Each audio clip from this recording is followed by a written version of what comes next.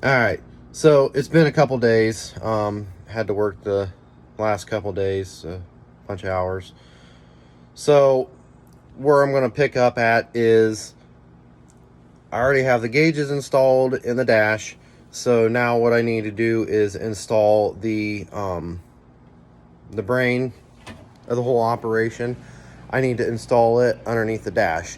Now, I didn't have any time to get to town and get any Velcro, which I'm going to just Velcro this thing right here underneath the dash. So what I'm going to do just to get by for today is I'm just going to put it up with some zip ties underneath there. After I get all the wires hooked up, I'm going to leave it loose until I get everything hooked up. That way I'm not trying to fight with weird positioning or anything like that.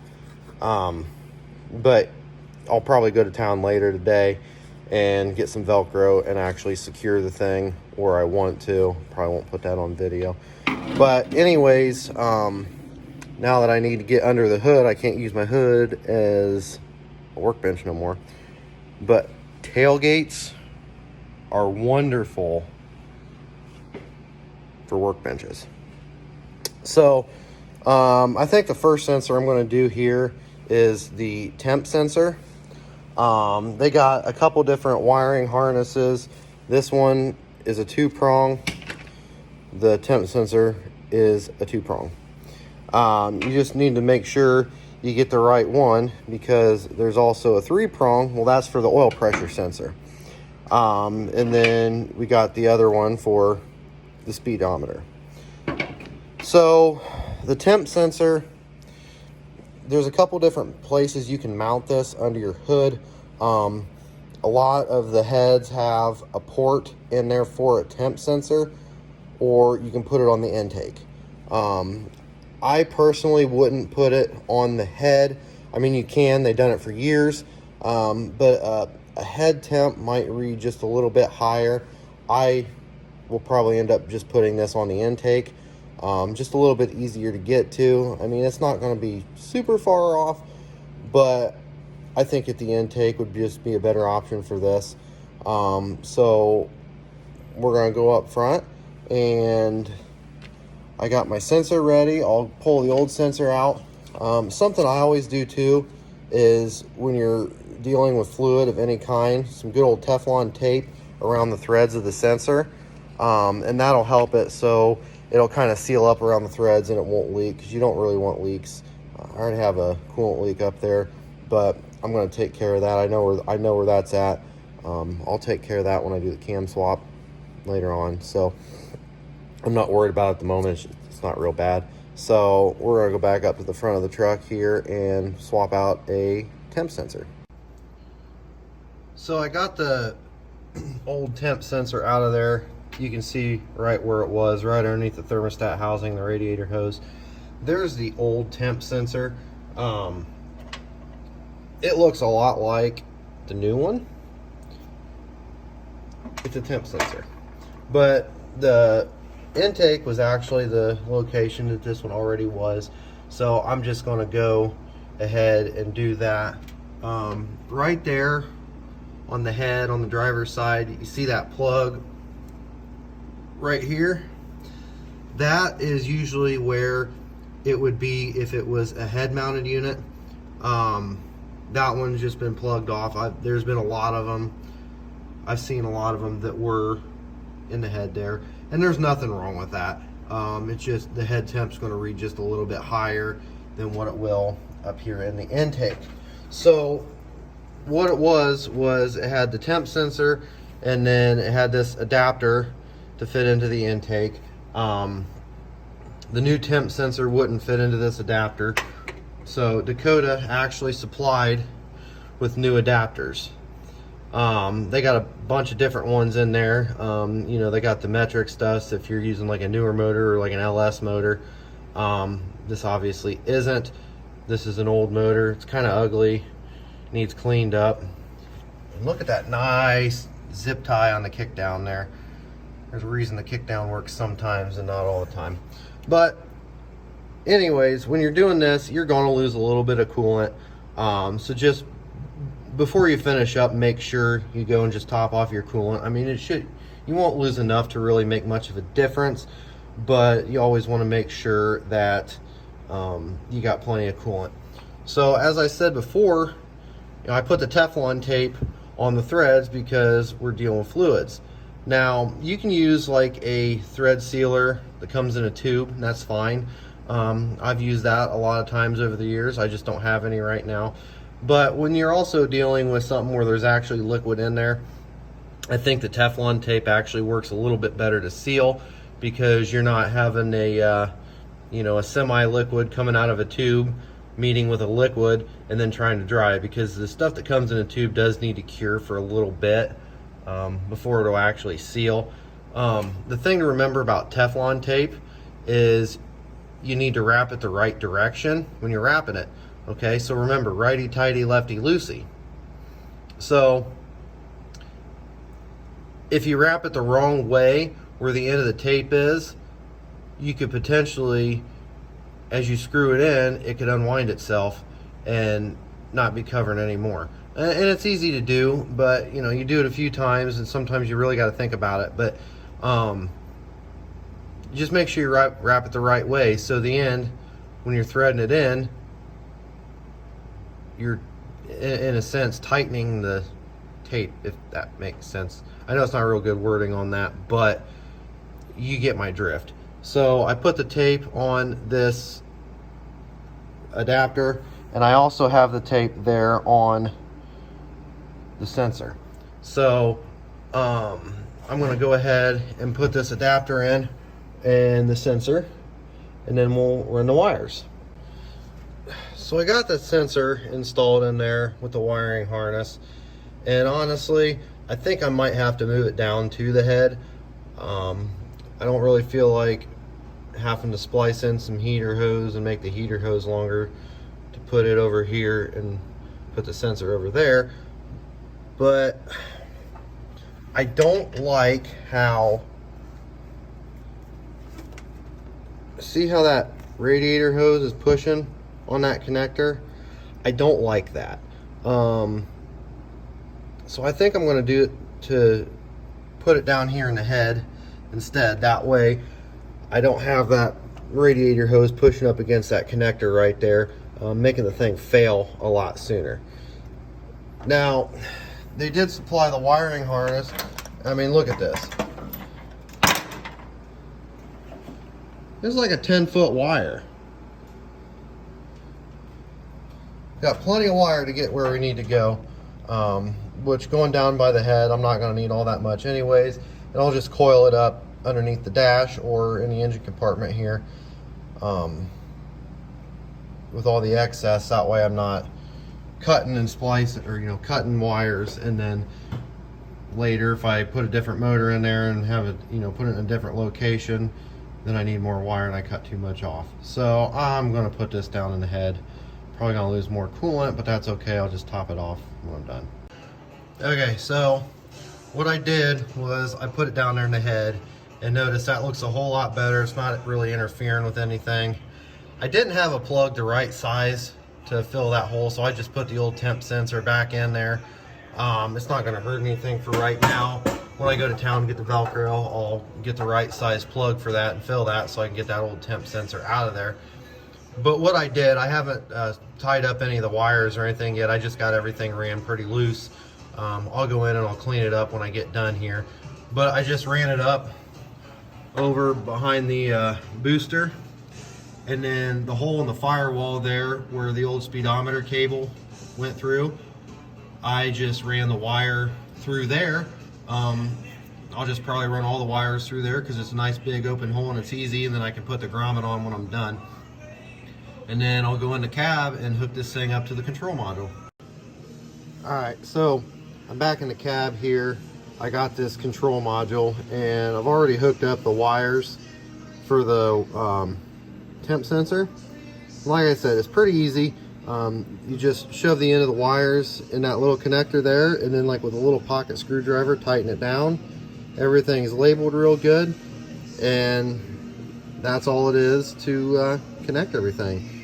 So now that that's done, I will go and I'm going to put in I'll probably do the oil pressure next, and then speedometer, and then we'll hopefully get this thing wrapped up before too long.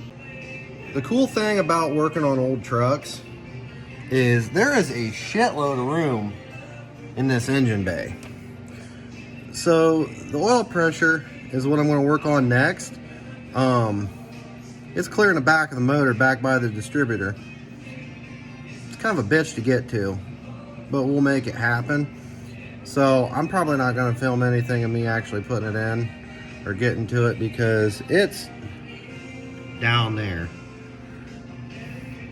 So I'm just going to hang out here sitting on the fender, and I'm going to get this thing swapped out, and then I'll show you after it's done. But yeah, spent lots of hours sitting in these engine bays.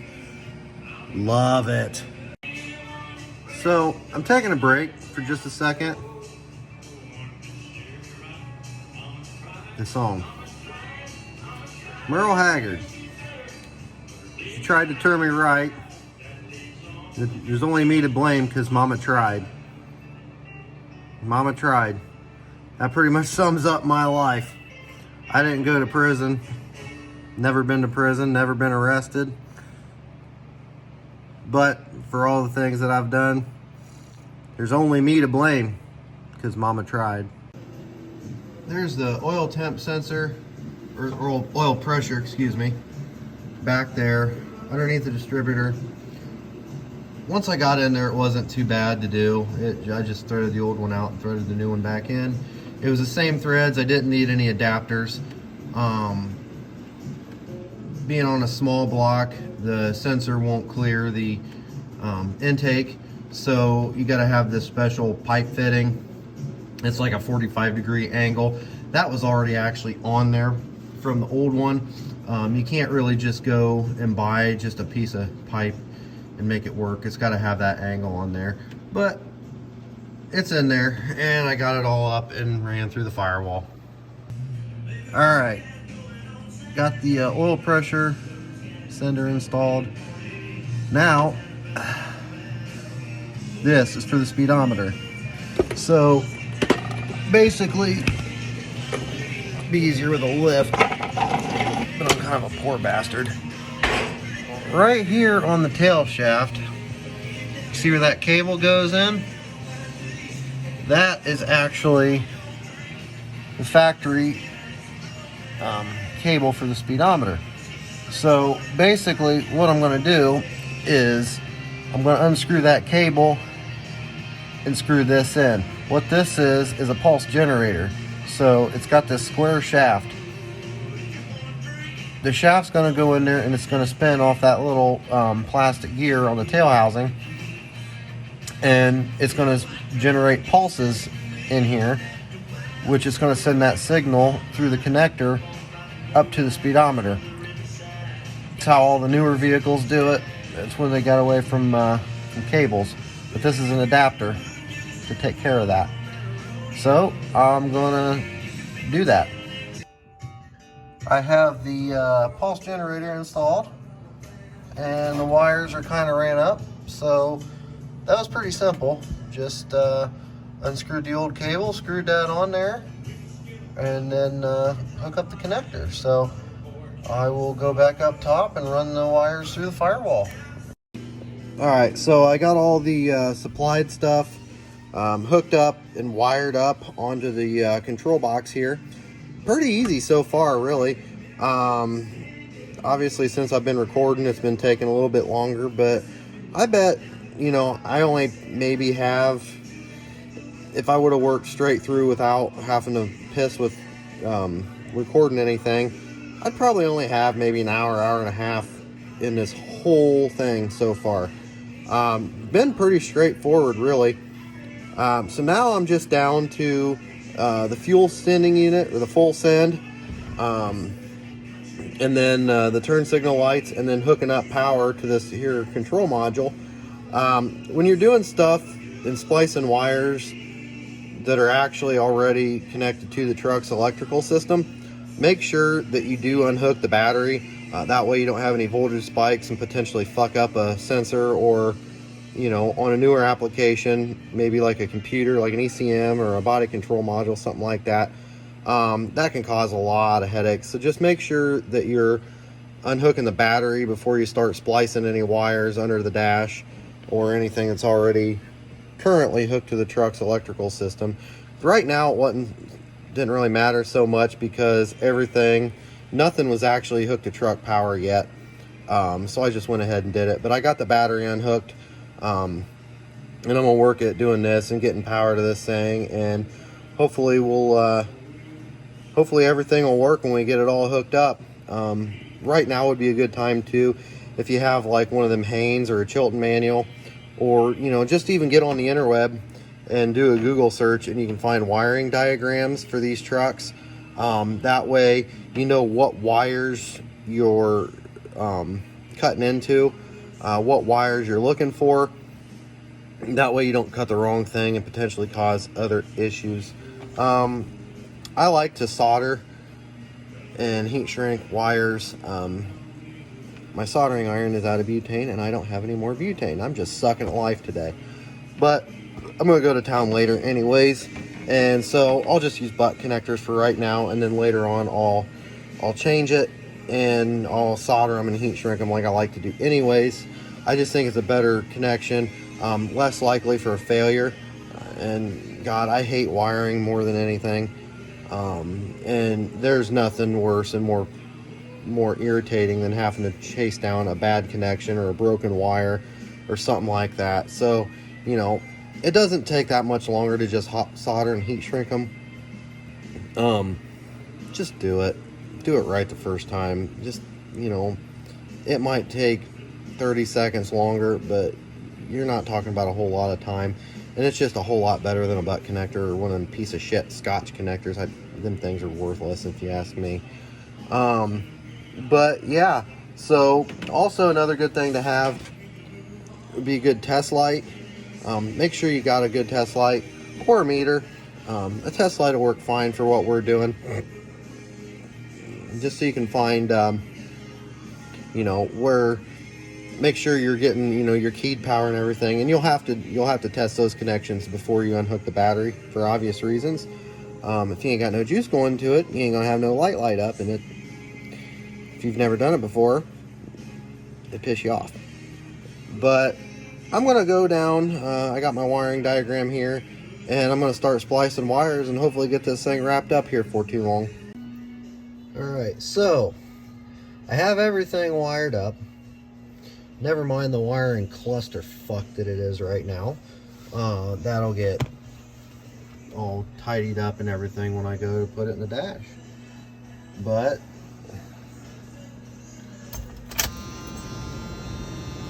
the gauges work.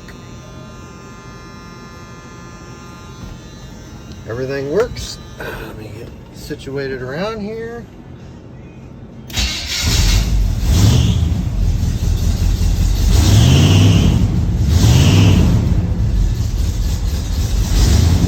Engine's a little cold, but everything works. And it's got a clock. A working clock, so I retained the working clock.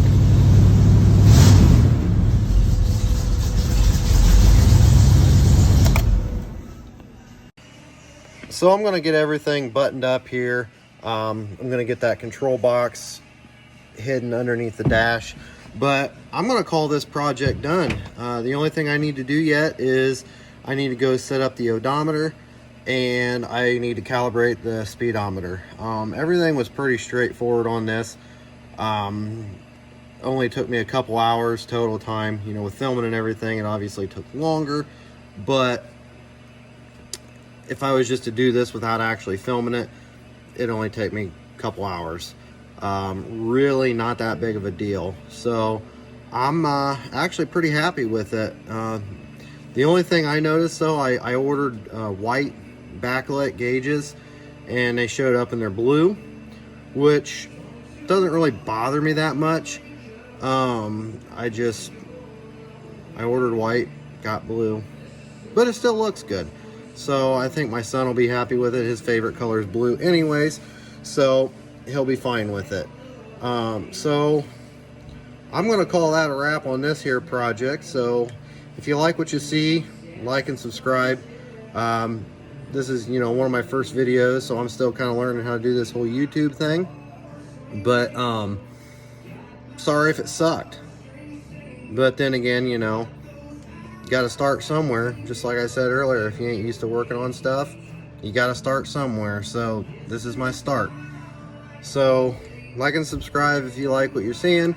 And always remember, since we are in Ohio, Mike DeWine is always watching. Take care, guys. See you on the next one.